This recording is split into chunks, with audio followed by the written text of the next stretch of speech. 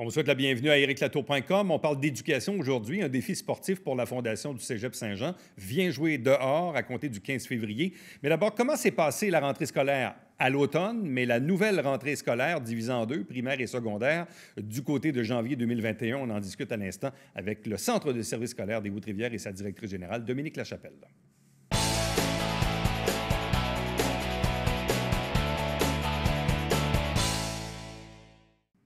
Un peu partout au Québec, on vit une double rentrée scolaire. C'était le primaire la semaine dernière, c'est le secondaire cette semaine, mais il y a aussi quand même de nouvelles mesures en application. Bref, question de faire le tour de la question. On rejoint à l'instant la directrice générale du Centre de services scolaires des Hautes-Rivières, Dominique Lachapelle. Bonjour à vous. Bonjour. Bon, vous avez quand même un peu d'expérience dans la mesure où Oui. tout ce qu'on fait est un peu différent, c'est-à-dire qu'on a vécu un petit retour scolaire au printemps dernier, après ça, une rentrée scolaire à l'automne. Juste avant de parler de janvier 2021, si on avait à résumer, disons, la saison scolaire de l'automne 2020, qu'est-ce qui vous vient en tête pour résumer ce qu'on a vécu dans les 4 derniers mois? Bien, on a vécu beaucoup d'adaptations pour la rentrée scolaire, mais une fois la rentrée faite, cet automne, je vous dirais que les enfants étaient contents, les élèves étaient contents d'être à l'école. Bien sûr, il y a eu des petits changements. À un moment donné, il y a eu le secondaire 3 qui est devenu à demi-temps. L'important pour les élèves, à mon avis, c'était qu'ils puissent être à l'école. Quand les autres annonces sont arrivées, donc il y a eu, les gens étaient contents parce qu'ils s'imaginaient qu'ils pourraient avoir un plus long congé. Donc, ils ont quand même eu des cours en ligne. On était prêts pour les cours en ligne. Donc, les enseignants, là, je pense, ont fait un excellent travail. Le personnel professionnel et de soutien aussi autour des élèves. Donc, on était prêts. Quand il y a eu les changements, bien, les gens s'y attendaient. Mais ce qui est le plus important en ce moment, là, c'est que les enfants, les élèves du centre de services scolaires sont contents d'être à l'école, même s'ils ne le sont pas à temps plein là, pour ce qui est du secondaire 3 à secondaire 5. Bon. Est-ce qu'il y a eu, au cours de l'automne, beaucoup d'éclosions, des éclosions, plusieurs classes de fermées? Bref, on se situe où? Je ne sais pas même si vous faites des comparables avec d'autres centres de services scolaires à travers le Québec, mais bref, c'est quoi à peu près le bilan du phénomène des éclosions et des classes fermées cet automne? Ce qu'on a eu cet automne, là, je pourrais vous dire, cet automne et depuis le début là, de la pandémie, là, on est quand même dans la moyenne inférieure. On est dans la moyenne un petit peu plus bas de l'ensemble des centres de services. C'est relié sans doute à une partie de chance et une partie de règles aussi qu'on a mis dans chacun de nos établissements. Présentement, depuis le début là, de la pandémie, c'est à peu près 3 de nos élèves qui ont été atteints de la COVID-19. Donc, 3 c'est quand même, on est dans la moyenne, là, je vous dirais. Et puis, c'est l'équivalent d'à peu près 512 élèves sur 20 000 élèves. Là. OK. Au niveau du personnel, c'est le personnel enseignant qui a été le plus atteint. C'est à peu près 60 de notre personnel enseignant. On a 4 000 employés au centre de services scolaires. On a un petit peu moins de soutien, un petit peu moins de professionnels. Et je vous dirais qu'on est dans la moyenne. On n'est pas moyenne inférieure, je vous dirais, là, par rapport au cas. Bien entendu, là, il y a eu on s'est questionné, on a regardé par rapport à la qualité de l'air dans nos milieux. On a essayé de faire des associations. Est-ce qu'on a des vieux bâtiments? Nous, on a beaucoup de bâtiments qui sont ventilés au niveau manuel. On n'a pas tant que ça de ventilés au niveau mécanique. Donc, on a regardé est-ce qu'il y a un lien, y a-t-il des fenêtres qu'on doit ouvrir davantage et tout ça. On n'a même pas vu de lien, là, en tout cas dans ce qu'on a observé, le laps de temps qu'on l'a observé, de lien sur les éclosions et la qualité de l'air dans nos milieux. Après ça, le ministère a demandé là, qu'on leur envoie un échantillon. Il y a eu une école qui était plus en difficulté par rapport à la qualité de l'air, mais c'était relié à l'ouverture des fenêtres. Depuis que les fenêtres sont ouvertes, la qualité de l'air, elle est excellente. Donc, on n'a pas, quand même, là, on dirait qu'on, pour le moment, là, touchons du bois, là, ça va très, très bien. Bon. Le ministre Roberge disait en gros qu'on parlait de quoi? 97 des écoles où il n'y avait pas vraiment de problème de Non. circulation d'air, mais qu'ultimement, on allait faire quand même le tour de toutes les écoles. Bon, c'est sûr que dans le cas d'une vieille école ou d'une école primaire, on a toujours le loisir d'ouvrir les fenêtres, c'est assez simple. Par contre, dans le cas de la polyvalente, je ne sais pas, moi, Rasco ou Marcel Landry, là, pour y avoir moi-même été, il y a des classes où il n'y a pas de fenêtre du tout, là, c'est du béton tout le tour. Oui. De quelle façon une polyvalente est-elle, disons, ventilée ou comment on s'assure de la qualité de l'air dans ces bâtiments-là? Bien, c'est une ventilation mécanique. Donc, c'est une ventilation qu'on suit même de l'extérieur, là. Donc, la ventilation se fait. Il ne faut surtout pas ouvrir les fenêtres quand il y a des fenêtres dans ces milieux-là pour que notre ventilation soit stable, là. Donc, sur ça, là, on n'a pas grande difficulté. Bien entendu, dès qu'il y a quelque chose, là, on est avisé puis on pose des gestes. Notre inquiétude était davantage pour la ventilation manuelle également. Ça, c'est plus inquiétant pour nous que Mais les ce que vous dites, ventilations. c'est qu'il n'y a pas de. Vous n'avez pas fait de corrélation entre les cas d'éclosion que vous avez eus Non. versus la qualité de l'air du bâtiment dans lequel se trouvaient ces personnes-là. Non, ça, il n'y a pas. Dans notre cas, il n'y a pas de lien.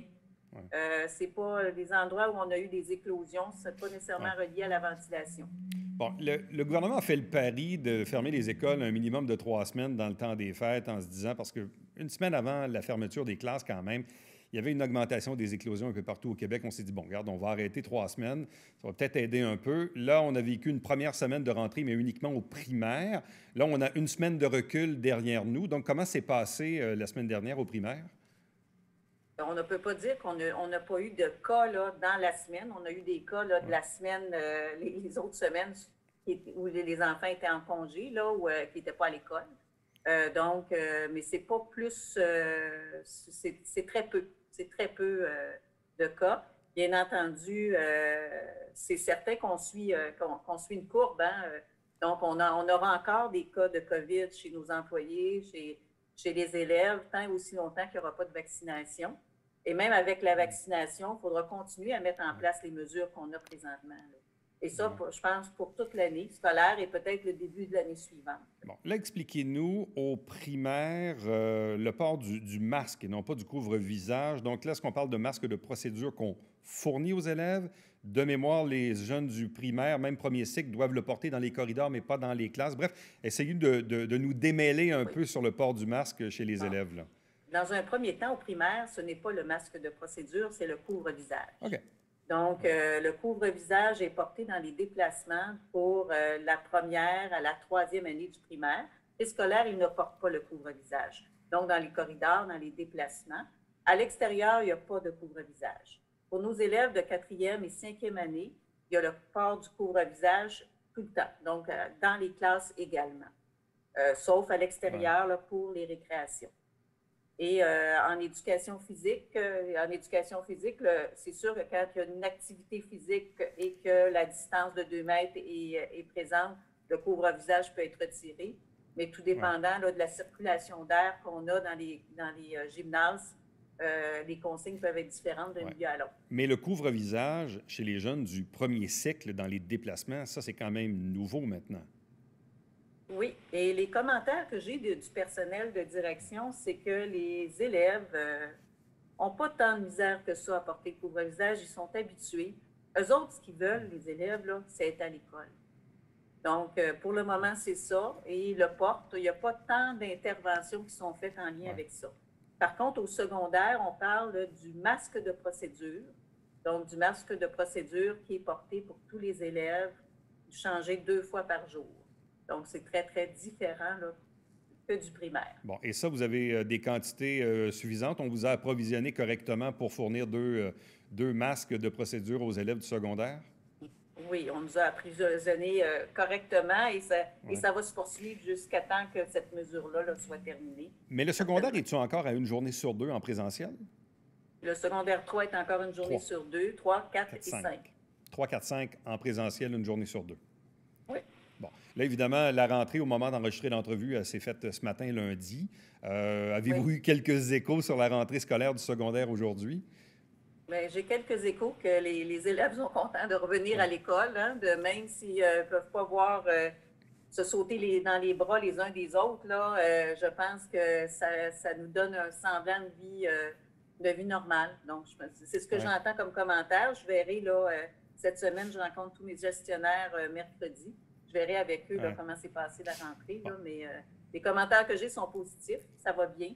Il n'y a pas de difficulté à suivre les règles d'hygiène qu'on demande soient suivies.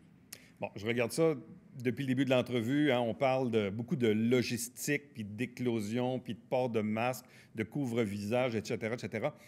Mais dans les faits, et on a commencé, et on l'entend beaucoup, là, les problèmes de motivation, les impacts potentiels sur les résultats scolaires, les examens du ministère qui, eux, sont annulés. Bon, au niveau du bulletin aussi, il y a eu quelques modifications. Au niveau pédagogique, c'est ça, dans le fond, ultimement. Je comprends que les élèves sont contents de retourner à l'école, et tant mieux. Mais ultimement, est-ce qu'on voit déjà, malheureusement, certains impacts au niveau des résultats scolaires chez nos jeunes? Je vous dirais là, qu'on attend là, vraiment impatiemment là, les résultats des élèves. J'ai vu quelques résultats d'élèves au primaire qui m'ont apparu assez positifs en passant. Là. Ouais. Et puis au secondaire, c'est certain qu'on va suivre la situation. Il y a des préoccupations des élèves qui sont déjà fragiles au niveau de la motivation scolaire. Je pense qu'ils sont déjà ciblés par les différentes écoles secondaires et on travaille avec eux. Maintenant, là, c'est certain qu'on n'est pas dans la même, on n'est pas dans le même environnement que d'habitude. Donc, il faut porter attention puis trouver des nouvelles stratégies pour permettre aux élèves de garder leur motivation. Là, présentement, le fait d'être moins en ligne, je pense que ça vient aider la motivation parce qu'en ligne, c'est certain, là, au niveau de l'attention, quand tu es toute la journée là, au secondaire en ligne avec tes différents enseignants, c'est difficile de garder l'attention jusqu'à la fin de la journée. Ouais. Donc, présentement, je pense qu'on va voir une petite remontée là, de la motivation parce qu'il va y avoir des interactions. Mais c'est certain qu'il faut cibler déjà là, je pense que dans chacune des écoles là, secondaires, on cible les élèves qui peuvent être plus fragiles, on les accompagne. Il y a des enseignants ressources, il y a des psychoéducateurs, il y a des psychologues qui permettent là, qu'on puisse les accompagner. Les résultats scolaires qu'on va avoir bientôt, là, puis je pourrais revenir à ce moment-là, là, vous en parler, là, ça me préoccupe. J'ai hâte de tout avoir puis d'avoir le portrait. Là. Je sais qu'il y a eu un débat dans l'actualité la semaine dernière sur le maintien ou non de la semaine de relâche. Deux écoles de pensée là-dessus. Une qui dit, écoutez, on a tellement coupé de semaine qu'on devrait peut-être la prendre pour enseigner. D'autres qui disent, non, non, non, ça va justement nous faire du bien de couper ça en deux. Déjà que c'est un peu compliqué, autant pour les élèves que le personnel. Quel est le sentiment que vous avez ou l'opinion que vous avez par rapport à ça? Bien, on se rappelle, la semaine de relâche, nous, on a une certaine expérience de la semaine de relâche dans le centre de services scolaires, là, quand il s'appelait une commission scolaire. On se souvient qu'une semaine de relâche, ce sont des vacances des enseignants qui sont reportées. Maintenant, ça veut dire que si jamais on retirait la semaine de relâche, il faudrait qu'il y ait d'autres ajustements. Nous, si c'est une recommandation qui se fait du ministère et tout ça, on fera avec, là. Mais je pense qu'en ce moment, là, peut-être des fois, des semaines là, de recul, de repos peuvent faire du bien aussi. Là. Mais c'est une semaine reportée, une semaine de vacances reportée des enseignants. Fait que je vais laisser au ministère là, le loisir de regarder là, qu'est-ce qui va être le mieux pour nos élèves. Là. Sinon, en conclusion, dans le fond, ce que vous faites au jour le jour, c'est tenir le fort, tenir ça à bout de bras, gérer les risques, en souhaitant évidemment que la situation générale puisse s'améliorer puis qu'on puisse revenir en septembre avec quelque chose d'un petit peu plus normal. Là. Oui, ce qu'on souhaite, c'est continuer à faire l'école du mieux qu'on peut. Ça veut dire que nos élèves apprennent malgré la pandémie, qu'on puisse avoir de bons résultats. Puis, comme je vous dis, je pourrais revenir pour les résultats scolaires de la première étape. C'est l'énergie là, qu'on met présentement. C'est sûr qu'il n'y a aucune de nos actions qui sont retardées. Donc, on poursuit là, toutes les actions qu'on fait au quotidien pour suivre notre plan d'engagement pour la réussite. On continue, puis on essaie de garder le cap là, que les élèves apprennent. Que les élèves apprennent et que le personnel reste présent pour que les élèves apprennent. Dominique Lachapelle, merci beaucoup. Merci. Restez avec nous puisqu'au retour, on vous parle d'une activité qui s'appelle « Viens jouer dehors », un défi sportif pour la cause de l'éducation pour la Fondation du Cégep Saint-Jean-sur-Richelieu.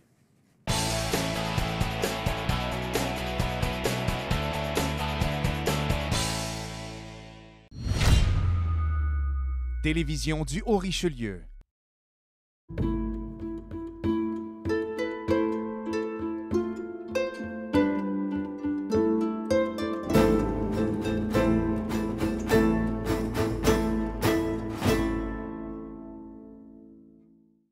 Salut, ici Alexandre Baudouin. Et François Trépanier. François, cette semaine pour la première de Sport Express. On jase baseball avec Carl Gélinas en deuxième partie. Rémi Giguère pour le football. Bonne année, mon ami. Bonne année. Bonne année à vous aussi. Manquez pas ça.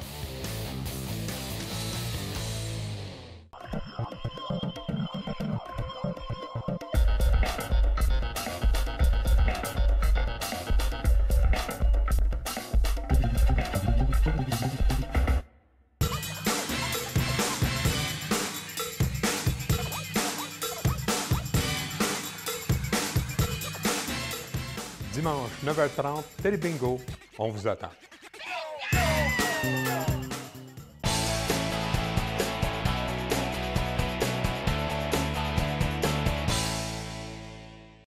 Viens jouer dehors, c'est le titre de ce nouveau défi sportif pour la cause de l'éducation qui va se tenir du 15 au 21 février. Et tout ça chapeauté par la Fondation du Cégep Saint-Jean-sur-Richelieu. Deux invités pour en parler. D'abord, la directrice générale de la Fondation, Isabelle Prudhomme, qui est avec nous en studio. Bonjour et bienvenue. Merci, Eric. Bonjour. Et on rejoint à distance, parce qu'on a une seule personne en studio, protocole oblige, Josée Mayotte, qui est la vice-présidente de la Fondation du Cégep. Bonjour et bienvenue. Bonjour. Bon, là, évidemment, les gens vont dire « Viens jouer dehors ». De toute façon, c'est à peu près la seule affaire qu'on a le droit de faire encore, donc aussi bien en profiter. Expliquez-nous peut-être d'abord, Isabelle, comment l'idée est-elle arrivée sur le bureau de dire « Bon, on va tenir une nouvelle activité qui va s'appeler « Viens jouer dehors ». Bien, en fait, dans notre axe 3 du plan stratégique de la Fondation, on veut vraiment être un pilier de la communauté au niveau de l'éducation. Puis, on cherchait une activité qui allait rejoindre tous les niveaux de l'éducation dans le Haut-Richelieu, tant au niveau primaire, secondaire, collégial, même universitaire. Et là, on est en crise, il y a une pandémie, on discute, on est vraiment inquiet au niveau des étudiants, de leur persévérance, de leur motivation. On entend encore dernièrement aux nouvelles là, des taux de décrochage ou d'abandon scolaire. Donc, tout ça ensemble, avec le conseil d'administration, en fait, il y a 3-4 personnes sur le conseil qui se sont dit, mais pourquoi on ne ferait pas une activité pour inviter toute la communauté du Haut-Richelieu à venir jouer dehors parce que c'est bon pour le mental, c'est bon pour le physique et donc, ultimement, c'est bon pour la persévérance scolaire. Bon, et puisqu'on va jouer dehors, on va aller dehors rejoindre Josée. Donc, ça s'articule comment, Viens jouer dehors? Qu'est-ce qu'on doit faire? Qu'est-ce qu'on peut faire? En fait, on voulait avoir un défi le plus inclusif possible. Donc, l'idée, c'est d'avoir un défi selon nos attitudes, selon ce que nous, on a envie de faire, selon ce qu'on veut réaliser. Donc, si on préfère la marche, si on aime mieux la course, si nous, on aime la raquette, le ski alpin, le ski de fond. Donc, l'idée, c'est de prendre un défi qu'on a envie de relever. C'est pour ça qu'on pense que c'est vraiment inclusif. Il n'y a pas d'aspect compétitif, comme par exemple dans une course organisée, un demi-marathon avec une performance qui est atteinte à la fin. L'objectif, c'est de motiver le monde à sortir, à aller prendre l'air. Donc, on va s'inscrire sur la plateforme viensjouerdehors.info. Et puis, avec ça, nous, ça va nous donner une indication du nombre de participants. Il y a des prix de présence qui sont associés à tout ça. On invite les gens à réaliser leur défi pendant la semaine du 15 au 21 février. Et puis, en réalisant leur défi, s'ils ont envie de partager des photos, des vidéos avec le hashtag Viens jouer dehors, ça nous permettra aussi de faire un suivi, de voir avec eux comment ça se réalise, puis de faire la promotion aussi de la persévérance scolaire tout au long de cette semaine-là. Et ça va se conclure par une diffusion en direct le lundi dans laquelle on va souligner les participations, puis on va faire le tirage des prix de présence également. Bon, ça devient aussi, Isabelle, une forme d'activité de financement parce que fondation, on le sait, c'est extrêmement difficile. Normalement, les organismes et les fondations vivent des activités sociales pour renflouer les coffres. Ça, c'est extrêmement difficile cette année avec la pandémie. Donc, cette activité-là permet aussi de récolter des sous? Oui, exactement. En fait, tous les montants qui vont être accumulés vont être remis pour toutes les activités parascolaires. Donc, c'est vraiment une activité qui est dédiée au sport et au culturel, qui sont des enjeux importants là, pour les étudiants de notre cégep. Donc, pour être prêt à les accueillir de nouveau à l'automne prochain, là, on parle d'un montant, là, on a des besoins là, qui nous ont été signifiés pour environ 70 70 000 Il y a un 50 000 pour les équipes sportives. Donc, on parle d'un terrain de basketball extérieur. On n'en avait pas au cégep. Donc, c'est quelque chose qui est mis de l'avant présentement. On a déjà décroché une petite subvention pour financer ça. Donc, il y a un montant là, qui manque là, pour pouvoir aller de l'avant. Puis, le terrain pourrait être utilisé, bien, c'est sûr, par les géants, mais également par les gens de la communauté, puis le club de basketball du Richelieu. Donc, il y a au niveau des équipes sportives, puis il y a aussi le culturel. On a 5 équipes d'impro, on a troupe de danse, troupe de théâtre, activités de chant également. Ça fait des années là, qu'ils nous en parlent. Ils aimeraient ça avoir une espèce de caméra Wi-Fi pour pouvoir filmer, pour pouvoir mettre ça en direct. On pense aussi à des activités au café étudiant. Donc, les fonds qui seront amassés, là, on s'est mis un objectif de 10 000 mais les fonds qui seront amassés vont être dédiés à ces activités-là, donc vraiment sportifs et culturels. Bon, Josée, donc de quelle façon les gens peuvent contribuer au travers le défi Viens jouer dehors? Parce que déjà ce matin, je suis allé faire un tour en préparant l'entrevue. Là, je voyais qu'il y avait déjà 2-3 individus ou familles qui avaient déjà commencé à donner des sous. Je pense qu'on était rendu à 180 ou 200 $ sur l'objectif de 10 000, là, mais ça vient de commencer. Mais comment les gens ils peuvent donner et s'inscrire, dans le fond? Il y a 2 façons de faire. En fait, la première façon, c'est de s'inscrire comme participant au défi, donc de se trouver un défi à réaliser pendant la semaine du 15 au 21. Et l'autre façon, c'est d'aller encourager un des participants ou une équipe participante, là, une bulle familiale, en allant faire un don. Donc, sur la plateforme au viensjouerdehors.info, c'est possible de faire des dons avec les cartes de crédit pour pouvoir, en fait, selon le montant que vous souhaitez, avec lequel vous souhaitez contribuer. Bon.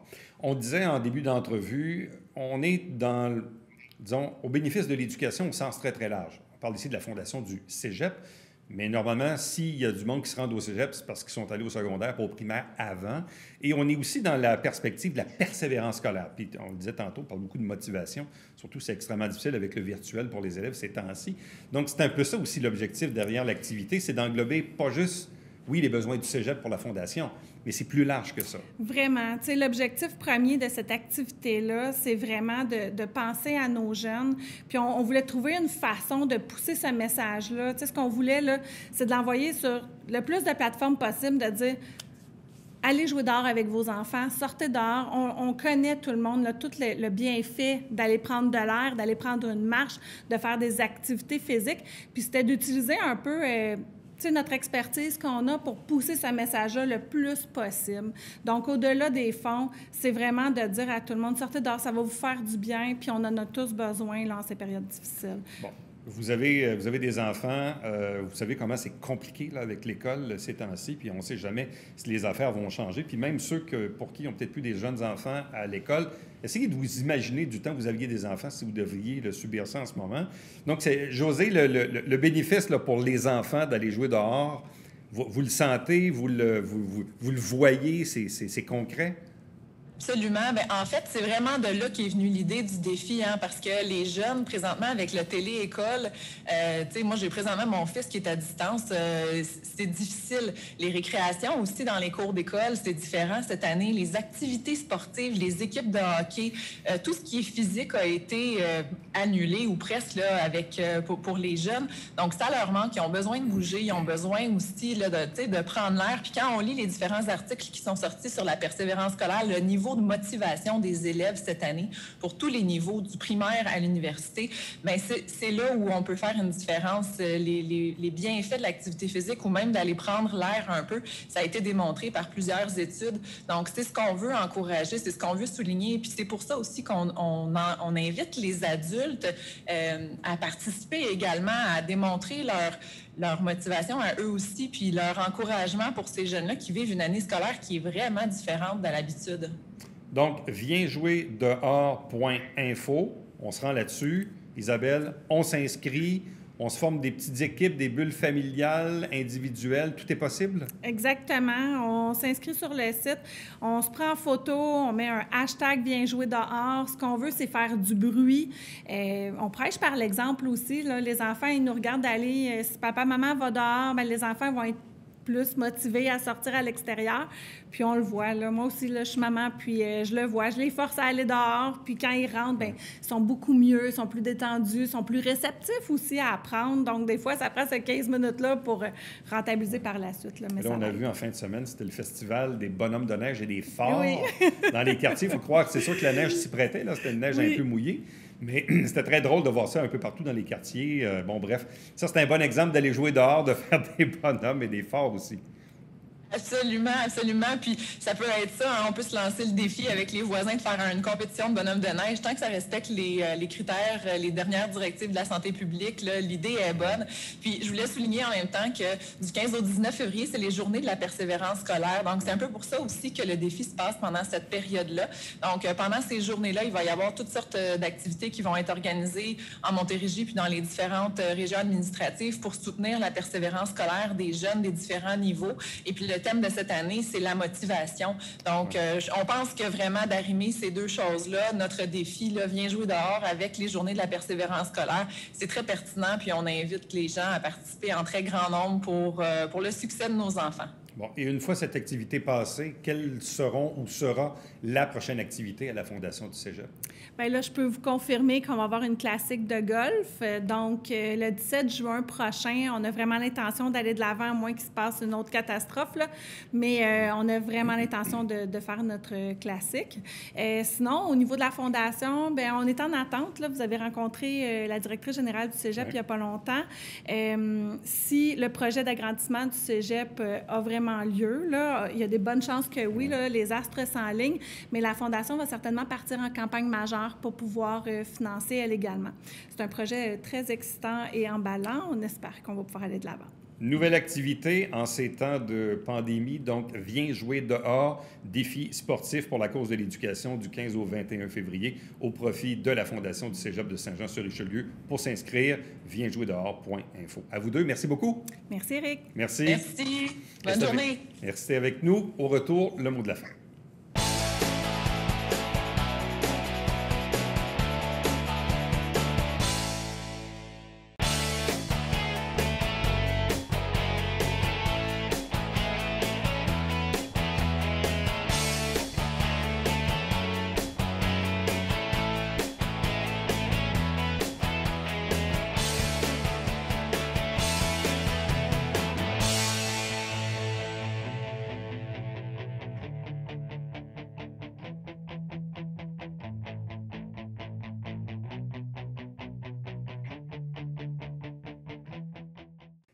À compter du 24 janvier jusqu'au 7 février, on va changer la thématique du côté du domaine Trinity à Iberville. Une thématique Saint-Valentin, donc une nouvelle image, nouveau décor. Allez faire un tour, ça vaut la peine. C'est une belle place d'ailleurs pour se prendre quelques selfies. À demain. Bye bye.